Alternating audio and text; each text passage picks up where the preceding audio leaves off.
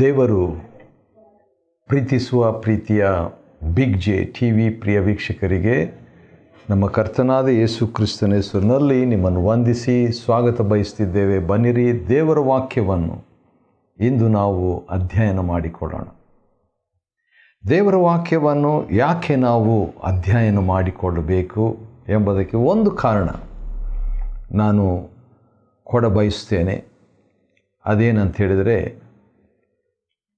ದೇವರ ವಾಕ್ಯವು ಕೀರ್ತನೆ 19ರಲ್ಲಿ ಈ ರೀತಿಯಾಗಿ ಒಂದು ಮಾತು ನನಗೆ ನೆನಪಿಗೆ ಬರುತ್ತಿದೆ. ನೋಡೋಣ ಬನ್ನಿರಿ. ಕೀರ್ತನೆ 19ರಲ್ಲಿ ದೇವರ ವಾಕ್ಯದ ಬಗ್ಗೆ ಏನಂತಿದೆ ಎಂಬುದಾಗಿ ನೋಡುವಾಗ 7ನೇ ವಚನ, 19 ಕೀರ್ತನೆ 7ನೇ ವಚನದಲ್ಲಿ, ಯೆಹೋವನ ಧರ್ಮಶಾಸ್ತ್ರವು ಲೋಪವಿಲ್ಲದ್ದು.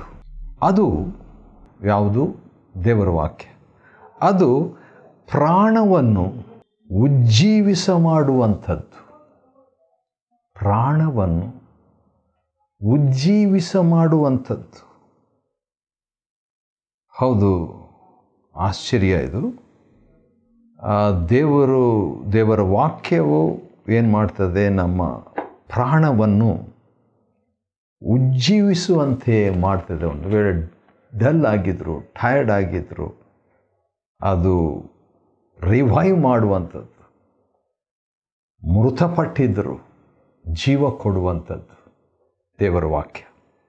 ಸರಿ, ಹಾಗಿರುವಾಗ ನಾವು ದೇವರ ವಾಕ್ಯವನ್ನು ಇಂದು ಆಮೋಸ್ ಗ್ರಂಥ 6ನೇ ಅಧ್ಯಾಯದಿಂದ ನೋಡಿಕೊಳ್ಳುವಾಗ ಅದರಿಂದ ನಾವು ಕಲಿಯುವಂಥ ಪಾಠಗಳು ಏನೆಂಬುದಾಗಿ ನೋಡೋಣ. ಯಾವ ರೀತಿಯಾಗಿ ನನ್ನ ಪ್ರಾಣವನ್ನು ಉಜ್ಜೀವಿಸುವಂತೆ ಮಾಡ್ತದೆ ಎಂಬುದಾಗಿ.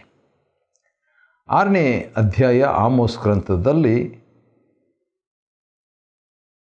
ಗರ್ವಿಷ್ಠನ 14 ಗುರುತುಗಳನ್ನು ನೋಡಿಕೊಳ್ಬೋದು. 14 marks of a proud person. ಗರ್ವಿಷ್ಠನ 14 ಗುರುತುಗಳು. 14 marks of a proud person. ಒಬ್ಬ ವ್ಯಕ್ತಿಯಲ್ಲಿ ಗರ್ವ ಇದೆ ಅಂತ ಹೇಳಿದರೆ ಈ 14 ಗುರುತುಗಳು, ಸಿಂಪ್ಟಮ್ಸ್, ಸೂಚನೆಗಳು ಕಾಣ್ತವೆ. ಮೊದಲನೇದಾಗಿ 6ನೇ ಅಧ್ಯಾಯ 1ನೇ ವಚನ, ಅಯ್ಯೋ, ಚೀಯೋನಿನಲ್ಲಿ ನೆಮ್ಮದಿಯಾಗಿರುವವರ ಗತಿಯನ್ನು ಏನು ಹೇಳಲಿ. ಚೀಯೋನಲ್ಲಿ ನೆಮ್ಮದಿಯಾಗಿರುವಂಥದ್ದು. ಹಾಗಾದರೆ ಚಿಯೋನ್ ಅಂತ ಹೇಳುವಾಗ ಅದು ದೇವರ ಆಲಯ ಅಂತ ಹೇಳ್ಬೋದು, ದೇವರು ಆಯ್ಕೆ ಮಾಡಿಕೊಂಡಂಥ ಸ್ಥಳ ಅಂತ ಹೇಳ್ಬೋದು, ಸಭೆ ಅಂತ ಹೇಳ್ಬೋದು, ಕ್ರಿಸ್ತನ ಅಂತ ಹೇಳ್ಬೋದು. ಕ್ರಿಸ್ತನಲ್ಲಿ ಇದ್ದುಕೊಂಡು ಫಲ ಕೊಡದಂಥ ನೆಮ್ಮದಿಯಾಗಿ ಇಂಡಿಫರೆಂಟ್ ಸ್ಪಿರಿಟ್, ವ್ಯತ್ಯಾಸ ಆತ್ಮವುಳ್ಳದ್ದು ಗರ್ವಿಷ್ಠನ ಮೊದಲನೇ ಗುರುತು. ಎರಡನೇದಾಗಿ ಅದೇ 1ನೇ ವಚನದ 2ನೇ ಭಾಗ, ಸಮಾರ್ಯದ ಬೆಟ್ಟದಲ್ಲಿ ನಿಶ್ಚಿಂತರಾಗಿರುವವರ ಪಾಡನ್ನು ಎಂಥದ್ದೆನ್ನಲಿ. ಹಾಗಾದರೆ ಅನ್ಕನ್ಸರ್ನ್ಡ್. ಸಮಾರ್ಯದಲ್ಲಿದ್ದಾರೆ, ದೇವಜನರ ನಡುವೆ ಇದ್ದಾರೆ, ಬೇರೆಯವರ ಬಗ್ಗೆ ಚಿಂತೆ ಇಲ್ಲ. ಹೌದು, ಇದು ಗರ್ವಿಷ್ಠನ 2ನೇ ಗುರುತಾಗಿದೆ. 3ನೇದಾಗಿ ನೋಡುವಾಗ ನಾವು 2ನೇ ವಚನದ ಅಥವಾ 3ನೇ ವಚನ ನೋಡಿಕೊಳ್ಳೋಣ.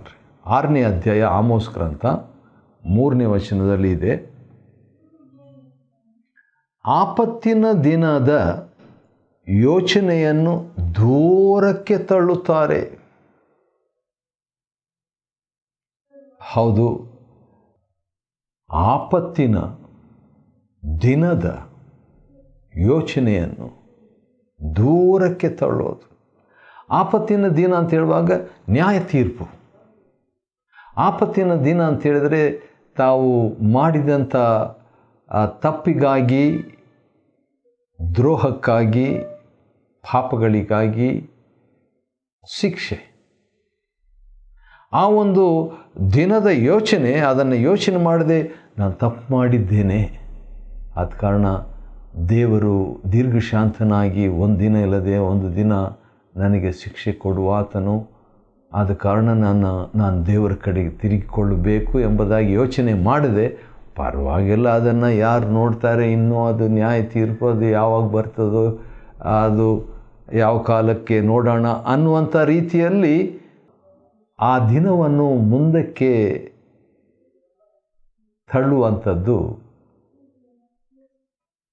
ಗರ್ವಿಷ್ಠರ ಮತ್ತೊಂದು ಅಥವಾ ಮೂರನೇ ಗುರುತು. ಆಮೋಸ್ ಗ್ರಂಥ 6ನೇ ಅಧ್ಯಾಯದ 3ನೇ ವಚನದಲ್ಲಿ 2ನೇ ಭಾಗ, ಅನ್ಯಾಯದ ಪೀಠವನ್ನು ಹತ್ತಿರಕ್ಕೆ ತಂದುಕೊಳ್ತಾರೆ.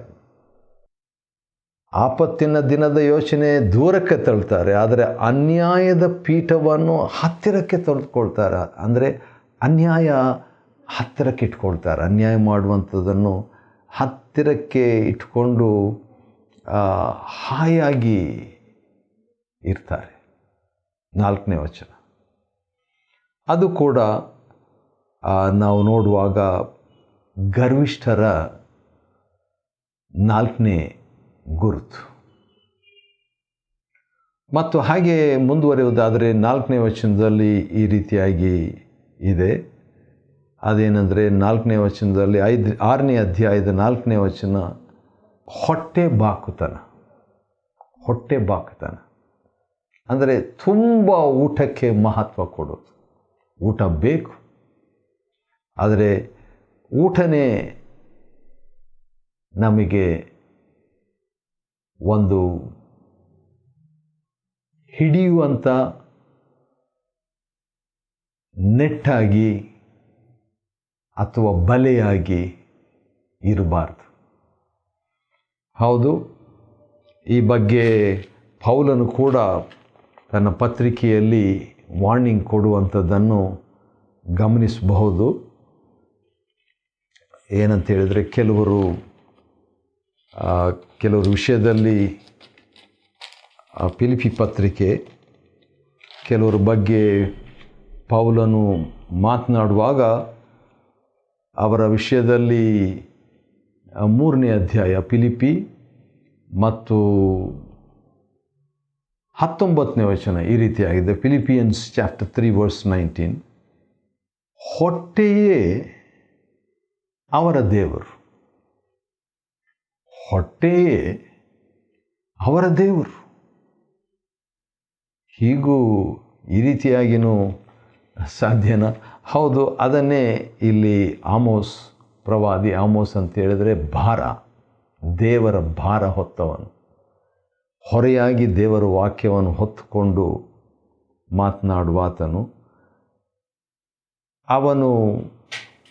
ಅವನ ಮಾತಿನ ಪ್ರಕಾರ, ಪ್ರವಾದಿಯ ಮಾತಿನ ಪ್ರಕಾರ, ತಾನು ಪ್ರವಾದಿ ಅಂತ ಹೇಳ್ಕೊಳ್ಳಲ್ಲ, ಆದರೂ ಕೂಡ ಈ ಭಕ್ತನ ಸಂದೇಶಕನ ಮಾತಿನ ಪ್ರಕಾರವಾಗಿ ಹೊಟ್ಟೆ ಬಾಕ್ತನವು ಗರ್ವದ ಅಥವಾ ಗರ್ವಿಷ್ಠನ ಮತ್ತೊಂದು ಗುರುತಾಗಿದೆ. ಅಂದ ಹಾಗೆ ಆಮೋಸ್ ಗ್ರಂಥ 6ನೇ ಅಧ್ಯಾಯದಿಂದ ನಾವು ಗರ್ವಿಷ್ಠನ 14 ಗುರುತುಗಳನ್ನು ನೋಡಿಕೊಳ್ತಾ ಇದ್ದೇವೆ. 14 marks of a proud person. ಸರಿ, 5ನೇದಾಗಿ ನಾವು ನೋಡುವಾಗ ಅಲ್ಲಿ ಬರೆದಿರುವಂಥ ಒಂದು ಮಾತು ಏನಂದರೆ, 6ನೇ ಅಧ್ಯಾಯ 5ನೇ ವಚನ, ವೀಣೆಯ ಮೇಲೆ ಮನಸ್ಸು ಬಂದಂತೆ ಹಾಡುತ್ತಾರೆ. ಅದರಲ್ಲಿ ಬರೇ ಒಂದು ಮಾತು ತೆಗೆದುಕೊಳ್ಳೋಣ, ಮನಸ್ಸು ಬಂದಂತೆ ಹಾಡೋದಂದರೆ ಮಾತಾಡೋದು. ಅಂದರೆ ಸ್ವಾರ್ಥ ಕೇಂದ್ರಿತವಾಗುವಂಥದ್ದು ಗರ್ವಿಷ್ಠರ ಮತ್ತೊಂದು ಗುರುತಾಗಿದೆ. Another mark of a proud person, he is self driven. ಹಾಡಿನ ಬಗ್ಗೆ ಹಿಂದಿನ ಅಧ್ಯಾಯ ಅಂದರೆ 5ನೇ ಅಧ್ಯಾಯ 23ನೇ ವಚನದಲ್ಲಿ ನಿಮ್ಮ ಗೀತಧ್ವನಿಯನ್ನು ನನ್ನಿಂದ ತೊಲಗಿಸಿರಿ ಅಂತ ದೇವರು ಹೇಳ್ತಾರೆ. ಹಾಡೋದು ಬೇಡ ಅಂತ ಹೇಳ್ತಿದ್ದಾರೆ. ನಿಮ್ಮ ವೀಣಾನಾದಕ್ಕೆ ಕಿವಿಗೊಡೇನು, ಅದನ್ನು ಈ ರೀತಿಯಾಗಿ ತೆಗೆದುಕೊಳ್ಬೋದು. ವೀಣಾನಾದಕ್ಕೆ ದೇವರು ಕಿವಿಗೊಡ್ತಾರೆ ಯಾವಾಗ ನಾವು ದೇವರ ಕಡೆ ತಿರುಗಿಕೊಂಡಿದ್ರೆ. ನಮ್ಮ ಗೀತಧ್ವನಿಯನ್ನು ದೇವರು ಕೇಳ್ತಾರೆ, ದೇವರು ಹತ್ತಿರ ಇಟ್ಕೊಳ್ತಾರೆ ಯಾವಾಗ ನಾವು ದೇವರಿಗೆ ಹತ್ತಿರವಾದಾಗ. ನಾವು ದೇವರಿಗೆ ಹತ್ತಿರ ದೇವರ ಕಡೆ ತಿರುಗಿಕೊಳ್ಳದಿದ್ದರೆ ದೇವರಿಗೆ ಹಾಡು ಬೇಡ, ಸಂಗೀತನೂ ಬೇಡ.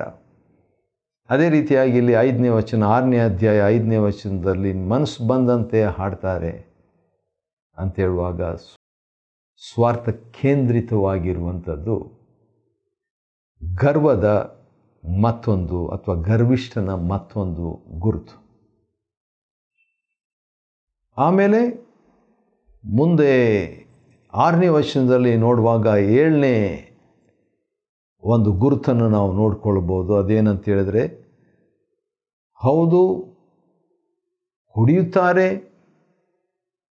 ಉತ್ತಮ ತೈಲ ಹಚ್ಕೊಳ್ತಾರೆ, ಆದರೆ ಯೋಸೇಫಿನ ಗಾಯಕ್ಕೆ ಮರುಗರು. ಅಂದರೆ ಬೇರೆಯವರ ಗಾಯಕ್ಕೆ ಇವರು ಒಂದು ಪ್ರತಿಕ್ರಿಯೆ, ಒಂದು ಕರುಣೆ ತೋರಿಸಲ್ಪಡೋದಿಲ್ಲ ಎಂಬುದಾಗಿ. ಹೌದು,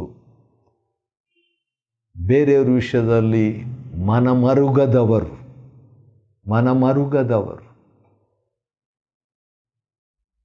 ಬೇರೆಯವರ ಗಾಯಕ್ಕೆ ಮನಮರುಗದವರು ಗರ್ವಿಷ್ಠ ವ್ಯಕ್ತಿಯ ಮತ್ತೊಂದು ಗುರುತು ಏನಂತ ಹೇಳಿದರೆ, ನನಗೆ ಬಹಳ ಮಹತ್ವ ಕೊಡ್ತಾರೆ, ಉತ್ತಮ ತೈಲವನ್ನು ಹಚ್ಚಿಕೊಳ್ತಾರೆ, ಆದರೆ ಬೇರೆಯವರಿಗೆ ಏನಾದರೂ ನೋವಾದರೆ ಗಮನ ಇಲ್ಲ. ಓ ದೇವರು ನಮ್ಮನ್ನು ಅಂಥ ಪರಿಸ್ಥಿತಿಯಿಂದ ನಮ್ಮನ್ನು ಕಾಯಲಿ.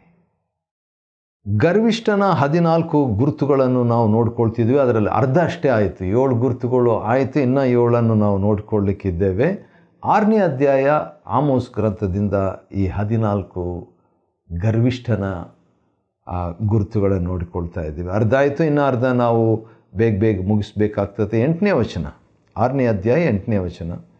ಅದರಲ್ಲಿ ನೋಡುವಾಗ, ನಾನು ಯಾಕೋಬಿನ ಅಟ್ಟಹಾಸಕ್ಕೆ ಅಸಹ್ಯಪಟ್ಟು ಅಂತ ಹೇಳುವಾಗ, ಅಟ್ಟಹಾಸತನ ಅಂದರೆ ಒಂದು ರೀತಿಯ ಉನ್ನತಪಡಿಸಿಕೊಳ್ಳುವಂಥದ್ದು ಅಥವಾ ಶ್ರೇಷ್ಠರೆನಿಸಿಕೊಳ್ಳುವಂಥದ್ದು. ಹೌದು, ಅಟ್ಟಹಾಸಕ್ಕೆ ಅಸಹ್ಯ ಪಡ್ತೇನೆ ಅಂದ ತಕ್ಷಣ ನನಗೆ ಒಳ್ಳೆಯ ಒಂದು ವಾಕ್ಯ ನೆನಪಿಗೆ ಬರ್ತಿದೆ. ಅದು ಯಾವುದಂತ ಹೇಳಿದ್ರೆ, ಲೂಕನು ಬರೆದ ಸುವಾರ್ತೆ 15ನೇ ಅಧ್ಯಾಯದಲ್ಲಿ ಇರುವಂಥ ಒಂದು ವಾಕ್ಯ. ಅದು 16ನೇ ಅಧ್ಯಾಯ ತೆಗೆದುಕೊಳ್ಳೋಣ್ರಿ. 16ನೇ ಅಧ್ಯಾಯದಲ್ಲಿ ನೋಡುವಾಗ 15ನೇ ವಚನ ಈ ರೀತಿಯಾಗಿದೆ, ಮನುಷ್ಯರಲ್ಲಿ, ಕೊನೆ ಭಾಗ, ಮನುಷ್ಯರಲ್ಲಿ ಶ್ರೇಷ್ಠವೆನಿಸಿಕೊಳ್ಳುವಂಥದ್ದು ದೇವರ ದೃಷ್ಟಿಯಲ್ಲಿ ಅಸಹ್ಯವಾಗಿದೆ. ಹಾಗಾದರೆ ಸೇಮ್ ಅದೇ ಮಾತು ಇಲ್ಲಿದೆ ನೋಡಿ. ಮನುಷ್ಯರಲ್ಲಿ ಅಟ್ಟಹಾಸಕ್ಕೆ ಭಾಳ ಮಹತ್ವ ಕೊಡ್ತಾರೆ, ಮೇಲ್ಮೇಲೆ ಹೋಗ್ತಾ ಇರಬೇಕಂತ. ಅಂಥ ಒಂದು ಅಟ್ಟಹಾಸಕ್ಕೆ ದೇವರು ಅಸಹ್ಯ ಪಡ್ತಾನೆ. ಆದ ಕಾರಣ ಯಾಕಂತ ಹೇಳಿದ್ರೆ, ಅಟ್ಟಹಾಸತನವು ಗರ್ವಿಷ್ಠನ 8ನೇ ಗುರುತು. 9ನೇದಾಗಿ ನೋಡುವಾಗ, ನಾವು 10ನೇ ವಚನದಲ್ಲಿ ನೋಡುವಾಗ, ಅವನನ್ನು ತಡೆ ಮಾಡುವಂಥದ್ದು, ಹಿಂಡರಿಂಗ್ ಅದರ್ಸ್, ಬೇರೆಯವರಿಗೆ ಅಡ್ಡಿಪಡಿಸುವಂಥದ್ದು ಗರ್ವದ 9ನೇ ಗುರುತು. ಗರ್ವದ 10ನೇ ಗುರುತು 12ನೇ ವಚನದಲ್ಲಿದೆ. ಆದರೆ ನೀವು ನ್ಯಾಯವನ್ನು ವಿಷ ಮಾಡುವಂಥದ್ದು ಕೂಡ ಗರ್ವದ 10ನೇ ಗುರುತಾಗಿದೆ. ಮತ್ತು 11ನೇ ಒಂದು ಗುರುತು ಏನಂದರೆ, ಧರ್ಮದ ಸುಫಲವನ್ನು ಕಹಿಗೆ ತಂದಿರಲ್ಲ, ನೀತಿಯನ್ನು ಕಹಿ ಮಾಡುವುದು ಗರ್ವದ ಮತ್ತೊಂದು ಗುರುತು. ಮತ್ತು ಹಾಗೆ ಮುಂದೆ ನಾವು ನೋಡುವುದಾದರೆ 13ನೇ ವಚನದಲ್ಲಿ ನೀವು ಹೆಚ್ಚಳ ಪಡುವುದು ಶೂನ್ಯವಾದದ್ದರಲ್ಲಿಯೇ ಅಂತ ನೋಡುವಾಗ, ಹೌದು, ಹೆಚ್ಚಳ ಪಡುವಂಥದ್ದು ಶೂನ್ಯವಾದದರಲ್ಲಿಯೇ ಎಂಬುದಾಗಿ ಹೇಳುವಾಗ, ಶೂನ್ಯ ಅಂತ ಹೇಳುವಾಗ 0, ವ್ಯರ್ಥತ್ವದಲ್ಲಿ ಮಹತ್ವ ಕೊಡುವಂಥದ್ದು ಕೂಡ ಗರ್ವಿಷ್ಠರ ಮತ್ತೊಂದು ಗುರುತಾಗಿದೆ. ಇನ್ನೊಂದು ಗುರುತು 13ನೇ ವಚನದಲ್ಲಿದೆ, ಭಾಳ ಸ್ಪಷ್ಟವಾಗಿದೆ. ಸ್ವಬಲದಿಂದ ಕೊಂಬುಗಳನ್ನು ಪಡೆದುಕೊಂಡಿದ್ದೇವಲ್ಲ ಅಂದುಕೊಳ್ಳೋದು. ಸ್ವಬಲ ಸೆಲ್ಫ್ ಸ್ಟ್ರೆಂತ್ ಅದರಲ್ಲಿ ಇರುವಂಥದ್ದು. ಸ್ವಬಲದಲ್ಲಿ ಏನು ಕೊಂಬುಗಳನ್ನು ಪಡೆದುಕೊಳ್ಳುವಂಥದ್ದು ಅಷ್ಟೇ ಅಲ್ಲ, ಅದನ್ನು ಪಡ್ಕೊಂಡಿದ್ದೀವಲ್ಲ ಅಂದುಕೊಳ್ಳುವಂಥದ್ದು ಕೂಡ. ಯಾಕಂದರೆ ನಮಗೆ ಸಿಕ್ಕಿದ್ದು ನಮ್ಮಿಂದ. ಬಾಬೇಲಿನ ಆತ್ಮ ಯಾವ ರೀತಿಯಾಗಿ 11ನೇ ಅಧ್ಯಾಯ ಆದಿಕಾಂಡ, ಪ್ರಕಟಣೆಯ ಗ್ರಂಥ 17ನೇ ಅಧ್ಯಾಯ, ದಾನಿಯೇಲ್ ಗ್ರಂಥ 4ನೇ ಅಧ್ಯಾಯದಲ್ಲಿ ಬಾಬೇಲಿನ ವಿಷಯವಾಗಿ ನಾನು, ನನ್ನ ಶಕ್ತಿ, ನನ್ನ ಬಲ ಅಂತೀವಲ್ಲ, ಅದು ಕೂಡ ಗರ್ವದ ಮತ್ತೊಂದು ಗುರುತಾಗಿದೆ. ಆದುದರಿಂದ ನಾವು ಈ ವಿಷಯಗಳನ್ನು ಗಮನಕ್ಕೆ ತಂದುಕೊಂಡು ಗರ್ವದ 14 ಗುರುತುಗಳನ್ನು ಗುರುತಿಟ್ಟು ದೇವರಾತ್ಮ ಸಹಾಯದಿಂದ ಅವುಗಳ ಮೇಲೆ ಪರಿಹಾರವನ್ನು ಹೊಂದುವಂತೆ ದೇವರು ನಮಗೆ ಸಹಾಯ ಮಾಡಲಿ. ಆಮೋಸ್ ಗ್ರಂಥ 6ನೇ ಅಧ್ಯಾಯವನ್ನು ಅಧ್ಯಯನ ಮಾಡಿಕೊಳ್ಳುವಂತೆ ದೇವರು ಕೊಟ್ಟ ಕೃಪೆಗಾಗಿ ಆತನಿಗೆ ಸ್ತೋತ್ರವಾಗಲಿ. ದೇವರು ನಿಮ್ಮನ್ನು ಆಶೀರ್ವದಿಸಲಿ.